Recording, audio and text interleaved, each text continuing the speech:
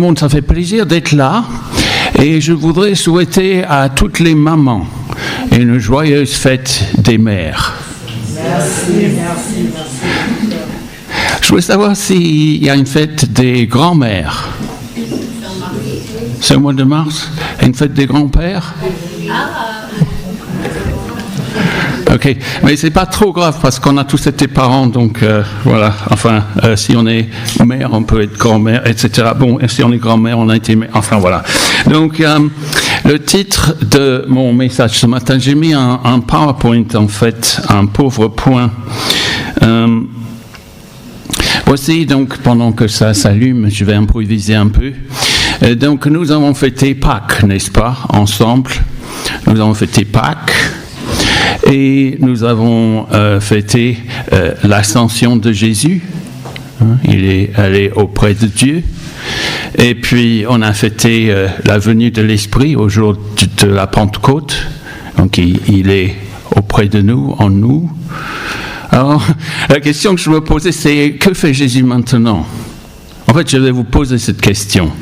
Qu'est-ce qu'il fait Jésus maintenant? Qu'est-ce qu'il fait? Dis-moi.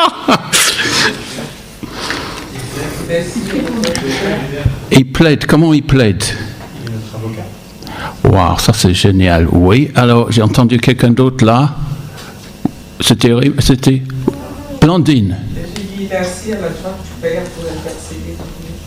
Ah, d'accord. Donc, il prie pour nous, il plaide notre cause, il intercède, il s'interpose. Est-ce qu'il y a pensé à d'autres choses? Et il nous écoute. Ça, c'est super. Et plus? Il nous prépare une place. Il est présent dans nos vies. Et il est présent dans nos vies. Ok, c'est pas mauvais. Ça, c'est bien. Donc, vous n'avez pas forcément besoin de ce message. Donc, on va aller manger tout de suite. Voilà. On va afficher les lectures. Donc, je vous invite à trouver la lettre aux Hébreux. Donc, si vous avez une Bible comme ça, il y a des Bibles au fond. Si vous n'avez pas de Bible, et nous allons commencer notre lecture. Donc, je propose deux passages. Hébreux 9, les versets 11 à 14, et puis Hébreux 10, et les versets 11 à 22.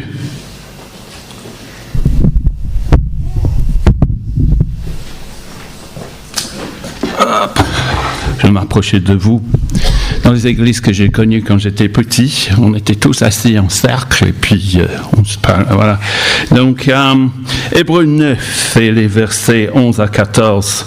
Donc, quant à Christ, il est venu comme grand prêtre des biens à venir. Il a traversé le tabernacle plus grand et plus parfait qui n'est pas construit par la main de l'homme, c'est-à-dire qui n'appartient pas à cette création. Et il est entré une fois pour toutes dans le lieu très saint, non pas avec le sang de boucs et de jeunes taureaux, mais aussi avec son propre sang. Il nous a ainsi obtenu un rachat éternel. En effet, le sang des boucs et des taureaux, ainsi que la cendre d'une vache, dont on asperge ceux qui sont souillés, les rendent saints en leur procurant une pureté rituelle. Mais si tel est le cas, le sang de Christ, qui s'est offert lui-même à Dieu par l'Esprit éternel comme une victime sans défaut, purifia d'autant plus votre conscience, notre conscience, des œuvres mortes, afin que vous serviez le Dieu vivant. Et puis dans Hébreux 10, les versets 11, à partir du verset 11, tout prêtre se tient chaque jour debout pour faire le service et offrir fréquemment les mêmes sacrifices qui ne peuvent jamais enlever les péchés. Tandis que Christ, après avoir offert un seul sacrifice pour les péchés, s'est assis pour toujours à la droite de Dieu. Il attend désormais que ses ennemis soient réduits à lui servir de marchepied. En effet, par une seule offrande, il a conduit à la perfection pour toujours ceux qu'il est en train de rendre saints. C'est ce que le Saint-Esprit nous atteste aussi. Après avoir dit « Voici l'alliance que je ferai avec eux après ces jours-là, dit le Seigneur. Je mettrai mes lois dans leur cœur et je les écrirai dans leur esprit. » Il ajoute « Je ne me souviendrai plus de leurs péchés, ni de leurs fautes. » Or, là où il y a pardon des péchés, il n'y a plus à présenter d'offrande pour le péché. Ainsi, frères et sœurs, nous avons par le sang de Jésus l'assurance d'un libre accès au sanctuaire. Cette route nouvelle et vivante, il l'a inaugurée pour nous au travers du voile, c'est-à-dire de son propre corps. De plus, nous avons un souverain prêtre établi sur la maison de Dieu.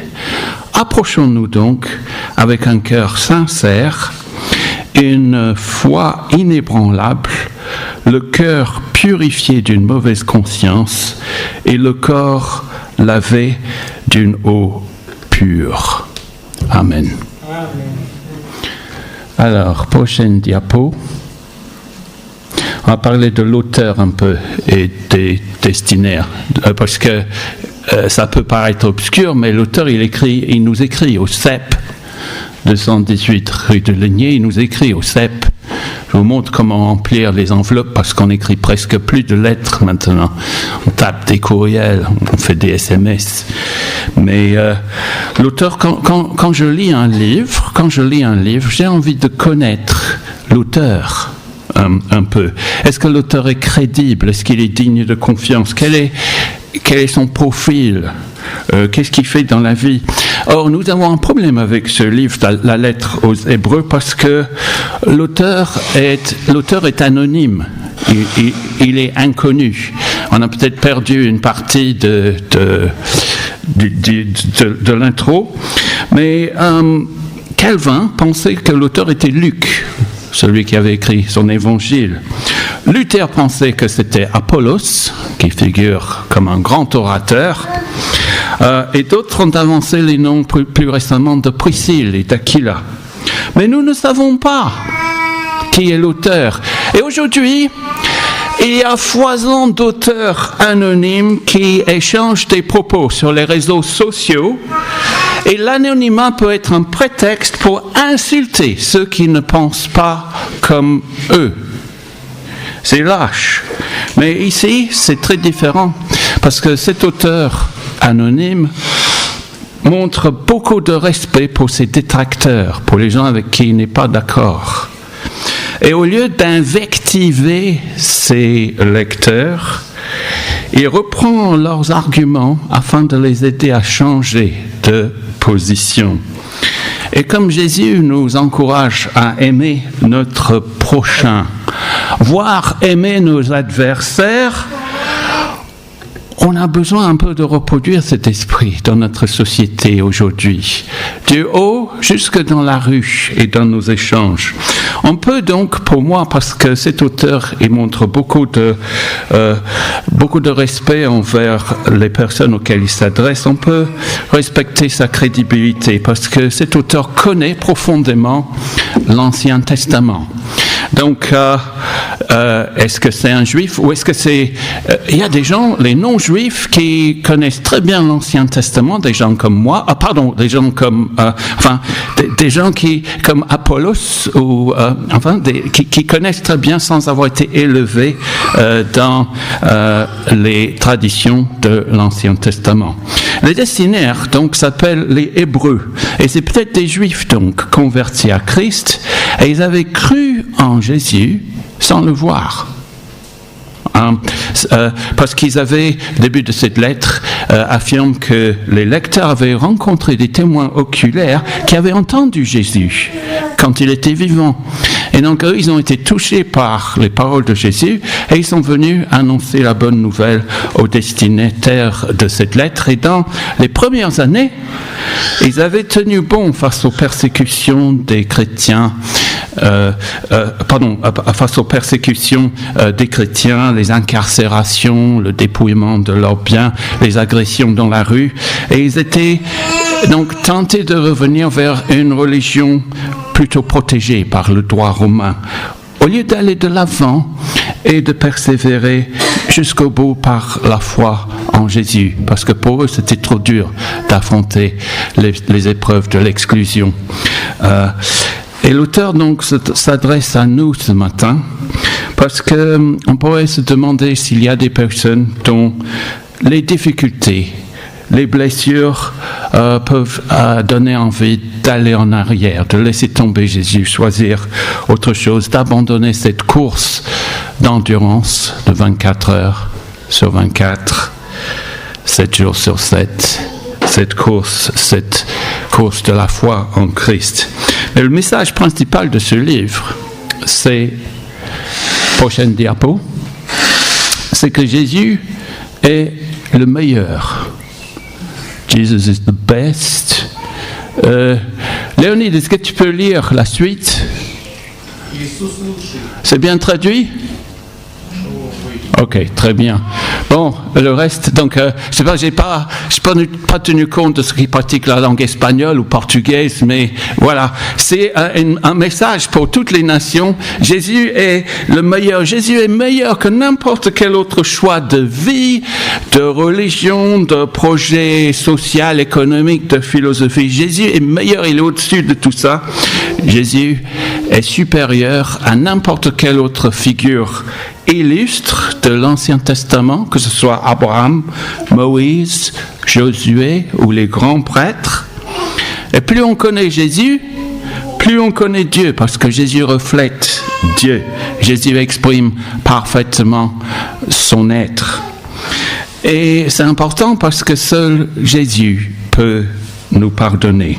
Et nos lectures de ce matin soulignent le sacrifice de Jésus, son sang qui a coulé à la croix, accomplit parfaitement ce qui était préfiguré dans l'Ancien Testament, dans les sacrifices et les institutions du Premier Testament, de l'Ancien Testament, connu par le peuple juif, mais maintenant ouvert au peuple du monde entier. On pourrait peut-être s'appeler les Hébreux, des chrétiens. Voilà, c'est ça, parce que ce message est pour nous, pas que pour eux. À travers Jésus seul, nous trouvons la paix avec Dieu dans notre âme et dans notre conscience. Rien donc n'est comparable à Jésus. Je crois qu'on l'a chanté ce matin. Nul n'est comparable. Qui pourrait être ton égal? Il n'y a aucun système religieux, aucune thérapie, aucun projet éducatif. Je ne sais pas si vous avez lu Jean-Jacques Rousseau, Émile ou l'éducation, avec tous ces projets des Lumières. Qui pourrait être l'égal de Jésus? Les autres systèmes ne marchent pas. Ni rien, ni personne ne doit prendre la place de Jésus dans nos vies. Prochaine diapo. Que fait Jésus maintenant, donc d'après ces passages? Avant Jésus. Donc, avant Jésus. Donc, je ne sais pas si vous voyez ça. Je prends le micro parce que... Alors... Pardon, excusez-moi, c'est comme les ronds-points. Donc, avant Jésus, en fait, il y avait des animaux, des animaux qui étaient sacrifiés. Donc là, vous voyez un animal. Donc voilà l'autel des sacrifices à l'entrée de ce que l'auteur appelle le tabernacle ou la tente fabriquée avec les mains d'humains. Et donc ensuite, il y avait des prêtres debout, ils bossaient tout le temps, 24 heures sur 24, ils se lavaient les mains, et derrière, donc, il y avait la tente qui abritait ce qu'on appelait la présence de Dieu. Prochaine diapo. Alors, avant Jésus donc, c'était très difficile d'entrer dans la présence de Dieu. La route était plus ou moins barrée parce que, vous voyez, ça c'est l'entrée. Donc il fallait franchir 3 autels pour entrer dans la présence de Dieu. C'était pire que l'embarquement à Roissy avec toutes les douanes et les guichets à passer, ou le métro de Paris maintenant. C'était dur, c'était presque impossible d'entrer dans la présence de Dieu et de trouver en permanence l'assurance d'un cœur apaisé, une conscience tranquille, un repos avec Dieu. Et donc les prêtres étaient debout tout le temps. Il y avait les 3 autels à l'entrée, l'autel pour brûler les sacrifices. Ici, il y avait l'autel d'encens pour un parfum qui montait vers Dieu. On brûlait des parfums. Et puis là, c'était le Saint des Saints où demeurait la présence de Dieu. Et là, il y avait donc l'arche de l'Alliance recouverte d'une plaque en or. On ne pouvait entrer dans la présence de Dieu qu'une fois par an, avec le sang d'un sacrifice répandu sur ce qu'on appelait la propitiatoire au-dessus de l'arche. Et à l'intérieur de l'arche, il y avait les 10 commandements, la charte, la constitution de la nation. Eh bien, aujourd'hui, c'est très facile d'entrer dans la présence de Dieu. Vous pouvez venir ici, vous sortez, vous vous garez, et il y a Marie-Flore qui vous offre un café, puis vous pouvez entrer, n'importe qui peut entrer et trouver Dieu. S'il veut rendre un culte à Dieu, il y a toutes les opportunités pour entrer dans la présence de Dieu à travers Jésus. Et donc, l'auteur est en train de nous montrer que Jésus est meilleur que ce qu'il a précédé et ce qu'il a anticipé dans l'Ancien Testament. Prochaine diapo. Est-ce que tu peux aller en arrière un peu? Voilà, on va laisser ça là. Que fait Jésus maintenant? L'auteur dit qu'il est assis. Chapitre 10, verset 12. Jésus est assis. Jésus attend, chapitre 10, verset 13. Jésus nous accompagne, chapitre 10, verset 14. Et puis Jésus assure notre accès à la présence de Dieu. Hébreux 10, les versets 19 à 22. Il y a plein de « A » ici. Il est assis, il attend, il nous accompagne, il nous assure notre accès. J'ai mis plein de A ici parce que la France vient d'obtenir un double A auprès des agences de notation. Donc Laurent, il est heureux. Mais avec Jésus, c'est multiplié à l'infini, au sextuple. Assis, il attend, il nous accompagne, il assure notre accès au point de dire... approchons-nous de lui. Jésus sauve à travers son sang. Le verset 22 du chapitre 9 dit « S'il n'y a pas de sang versé, il n'y a pas de pardon. » Alors à quoi sert le sang? Cela peut nous dégoûter maintenant d'entendre parler du sang versé. Dimanche dernier, on a reçu chez nous, à Sargé, un couple de notre village. Et le monsieur, c'est un ancien boucher charcutier. Et puis, il nous a dit à table, j'ai tué 290 cochons dans ma carrière. Et moi, j'ai un peu de mal. Parce que aujourd'hui, on est assez distant de la mort et du sang. Et au supermarché, notre viande qu'on achète, c'est dans des barquettes. C'est emballé en plastique. Mais si vous avez été élevé sur une ferme, en Sarthe ou ailleurs, dans la Mayenne, vous avez peut-être aidé à tuer les poules ou tuer le cochon. Vous avez fait ça. Ne vous inquiétez pas, on ne tue pas le cochon dans le tabernacle ou dans le temple. Mais pourquoi tant insister ici sur le sang? Je dirais probablement la première chose, c'est pour souligner notre problème fondamental. L'auteur parle du culte avant Jésus dans le tabernacle. Et il rappelle au verset 11 qu'on allait se réunir autour d'une tente fabriquée par des mains humaines. Et on a vu l'impossibilité d'entrer dans la présence de Dieu avant Jésus. Il accentue le sang pour souligner notre culpabilité. Et dans notre société, on dit, vous avez du sang sur les mains, ou ton sang est sur ta tête. On vit dans un monde violent, cassé. Et il y a 15 jours, je crois, j'ai eu le plaisir de discuter avec une famille syrienne. Et on a parlé un peu des changements dans leur vie, parce qu'eux, ils savent ce que c'est que la violence et les guerres. Le sang aussi laisse des taches, c'est indélébile.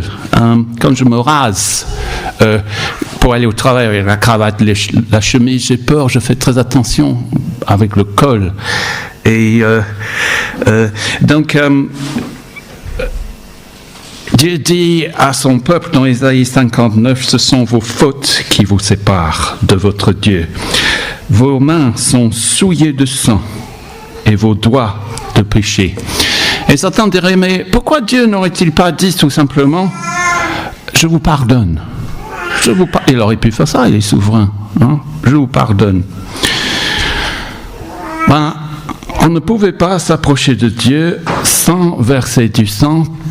Et année après année, il fallait apprendre au peuple que tout va mal sur la terre, dans la vie sur terre. C'est très, très, très grave.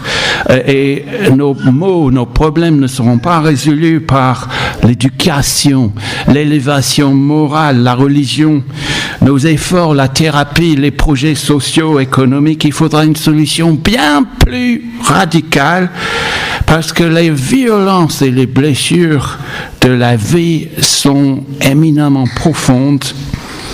Et donc, verser du sang signifiait la culpabilité.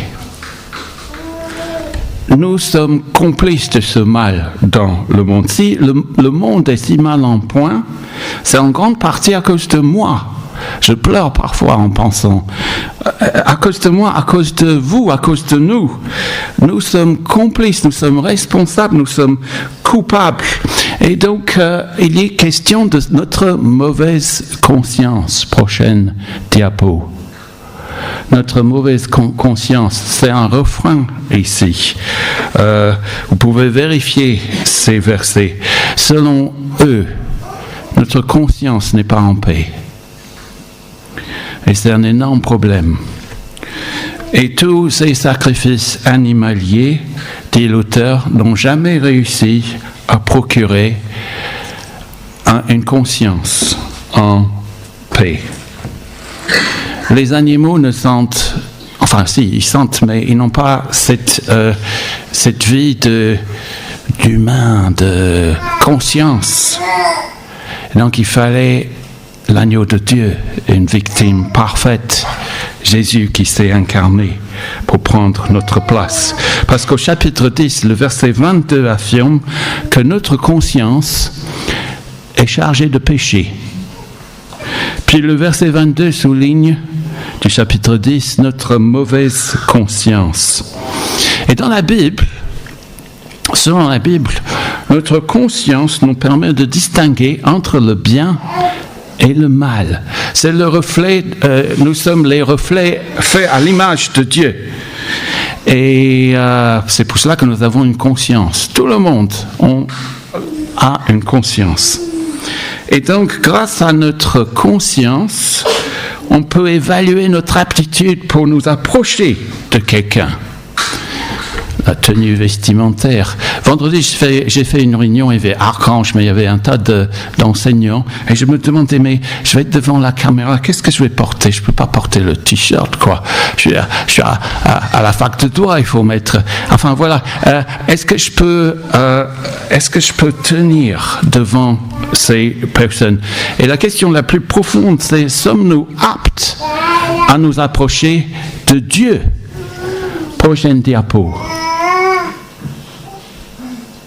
C'est quoi ça? Ça ressemble à une voiture. Oui, laquelle? l'hypercar Peugeot qui va courir, qui est sur le circuit en ce moment. C'est sur le circuit, ça c'est l'hypercar Peugeot. Et c'est quel événement qui a démarré vendredi ? Le pesage, on appelle ça. Donc c'est la première étape, ça ouvre les portes des 24 heures du Mans. Alors qu'est-ce qui se passe pendant le pesage des voitures ? Je suis passé par là le vendredi. Est-ce qu'il y a un expert ici ?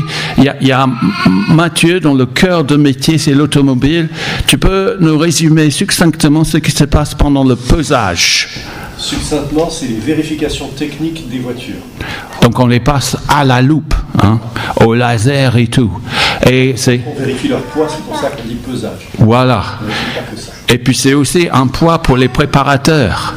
Donc ils vérifient avant, pendant et après la course. Alors, ça c'est des objets et les gens peuvent être stressés. Mais Dieu vérifie. Il y aura des assises, on va comparaître devant lui. Et est-ce qu'on pourra soutenir le regard de Dieu, son scrutin ? Quand on a une mauvaise conscience, on n'arrive pas à soutenir le regard de l'autre. Si les gens savent vraiment qui je suis, ce qui ne va pas chez moi, s'ils connaissaient le fond de mon cœur, je serais peut-être rejeté. Et les performances religieuses, les rituels, les bonnes actions ne peuvent jamais nous libérer de cette mauvaise conscience.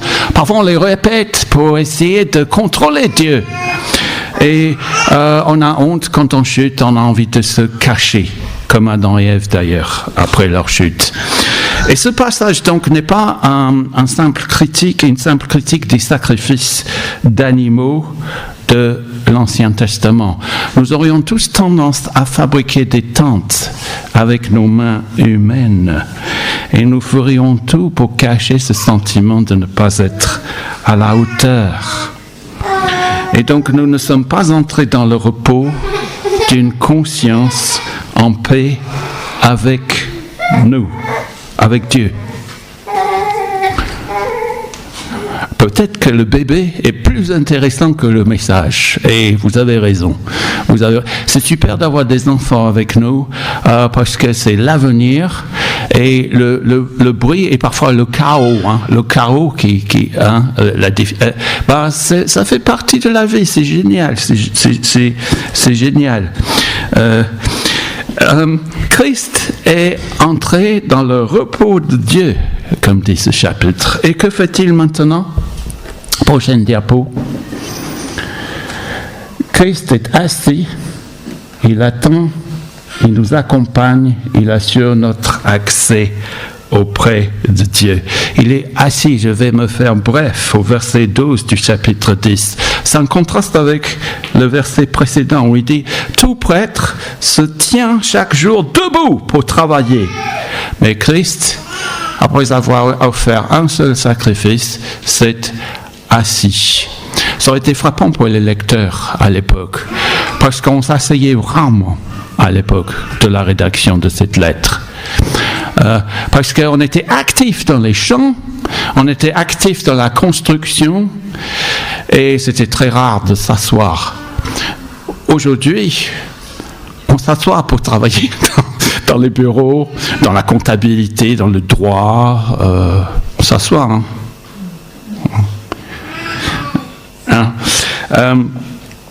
Et donc, au verset 12 et 13 du chapitre précédent, chapitre 9, Jésus est assis parce qu'il a tout fait. Il est entré une fois pour toutes auprès de Dieu dans le lieu très saint avec son propre sang. Il nous a ainsi obtenu un rachat éternel. Et tous les sacrifices de l'Ancien Testament étaient englobés par ce sacrifice suprême et unique de Jésus. Puis il attend, verset 13. Et là, c'est un écho de deux psaumes importants, le psaume 110 et le psaume 8. Jésus est l'homme parfait. Il nous représente dans le psaume 8, qu'est-ce que l'homme pour que tu fasses attention à lui? Pour un peu, tu l'as fait descendre un peu plus bas que les anges, mais tu as tout mis sous ses pieds, le psaume 8.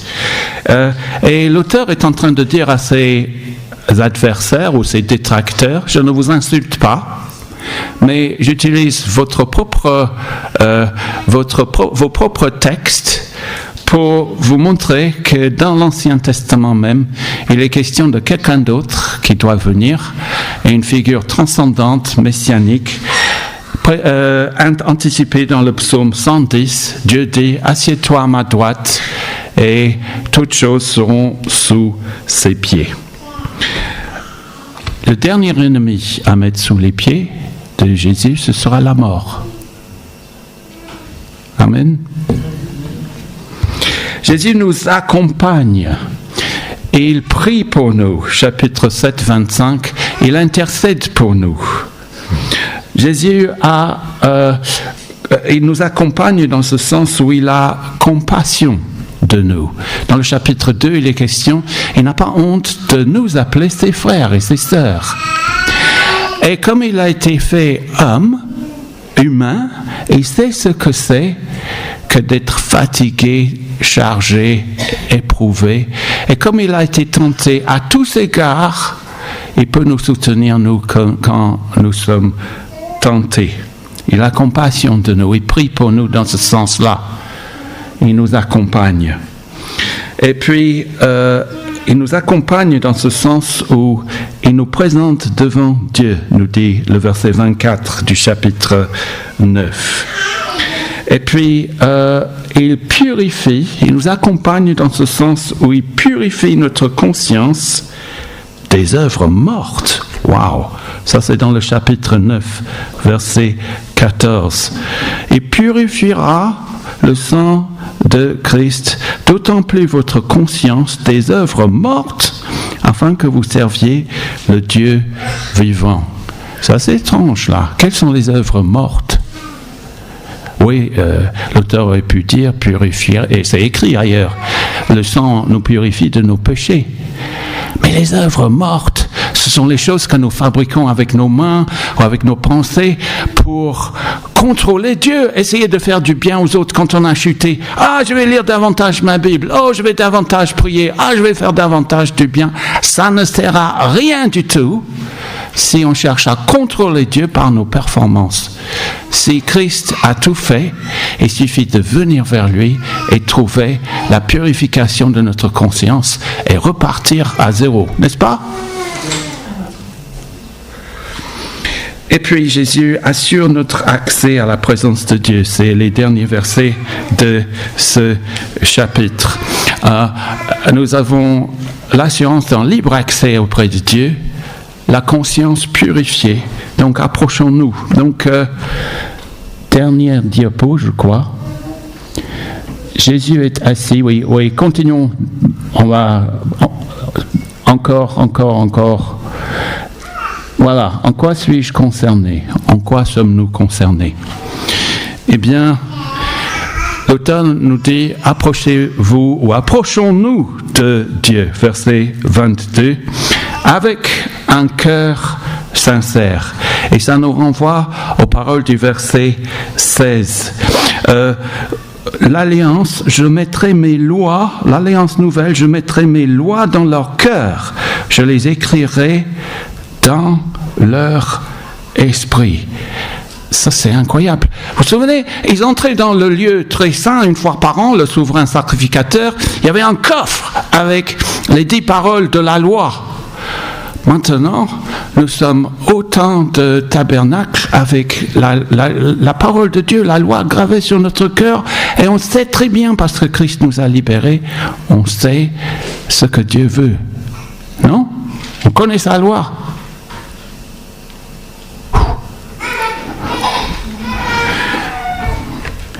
Et en Jésus, donc, on devient vraiment humain, on incarne sa présence, on est comme des temples ambulants, et ça commence avec le cœur, il inscrit sa loi, sa parole sur nos cœurs, sa présence, et puis ça influe sur notre être entier, et ça déborde sur le monde qui nous entoure. Psaume 133.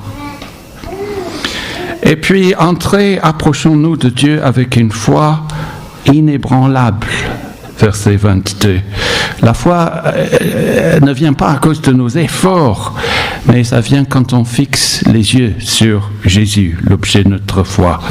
Et puis le cœur purifié d'une mauvaise conscience.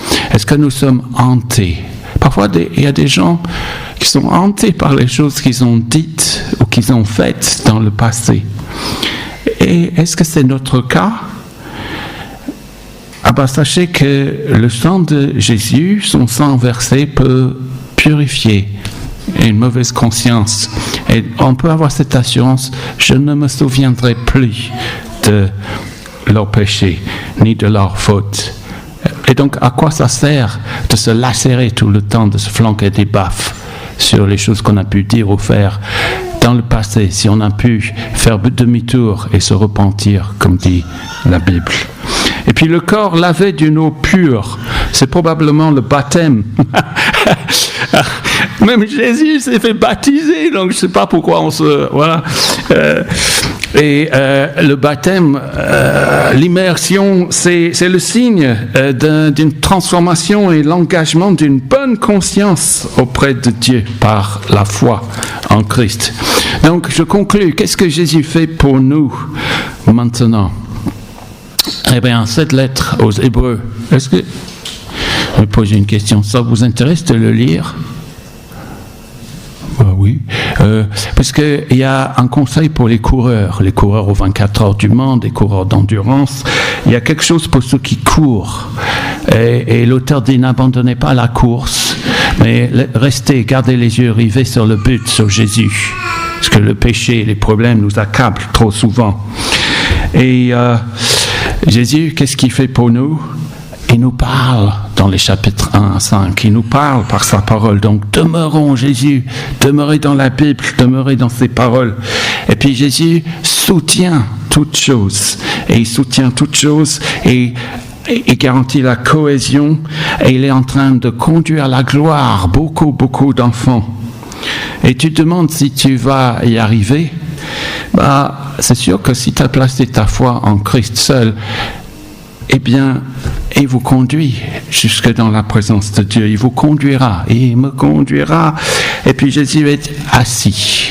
Ça, c'est essentiel. Jésus est assis. Il y a énormément de problèmes dans les églises, des problèmes dans la société, des problèmes dans les familles, parce que les gens n'arrivent pas tout simplement à s'asseoir et à rester assis.